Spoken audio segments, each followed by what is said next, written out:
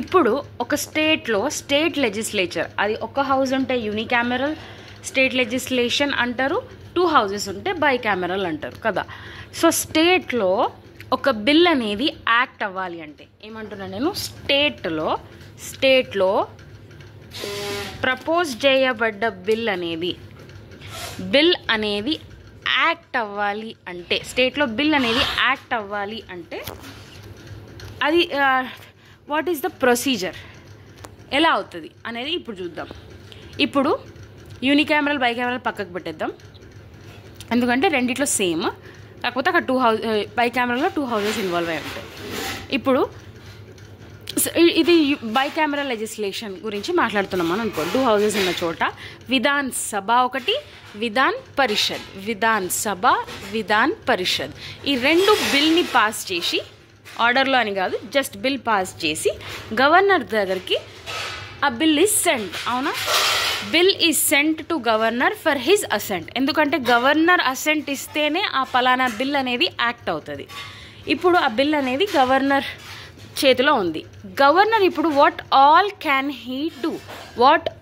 Can governor do, what are the options available to him అంటే assent ఇచ్చేయచ్చు నార్మల్గా, he may give assent. ఇంకొకటి ఏంటి, he may withhold assent, అంటే నువ్వు ఎస్ అంటలేవు, నో అంటలేవు, జస్ట్ పాకెట్లో వేసుకున్నావు, దట్ ఈస్ విత్ హోల్డింగ్. ఇంకొకటి ఏం చేయొచ్చు, ఆ బిల్ ఎక్కడి నుంచి వచ్చింది, బిల్ విధాన్ పరిషత్. సో వాళ్ళకే, అంటే స్టేట్ లెజిస్లేచర్కే బిల్ని return he may return the bill for the reconsideration of the state legislature. కానీ ఒకటి గుర్తుపెట్టుకోవాలి, మనీ బిల్ని ఇక్కడ గవర్నర్ కెనాట్ రిటర్న్. అక్కడ కూడా పార్లమెంట్లో money bill cannot be returned, ఇక్కడ కూడా స్టేట్లో money bill cannot be returned. Okay, so what are the options available to a governor when a bill is sent to him for his assent ante he may give assent, he may withhold assent, he may return for the reconsideration of the state legislature. ఇప్పుడు state legislature అంటే మనం బైకామెరలిజం గురించి మాట్లాడుకుంటున్నాం కాబట్టి, అంటే 2 houses ఉన్న state గురించి. So Vidhan పరిషత్ మళ్ళీ ఆ బిల్ని చూసి అమెండ్మెంట్స్తో కానీ లేదా అమెండ్మెంట్స్ లేకున్నా విత్ ఆర్ వితౌట్ అమెండ్మెంట్స్ మళ్ళీ స్టేట్ లెజిస్లేచర్ రీపాస్ చేసింది అనుకో, విత్ ఆర్ వితౌట్ అమెండ్మెంట్స్, ఇది సెకండ్ టైం కదా.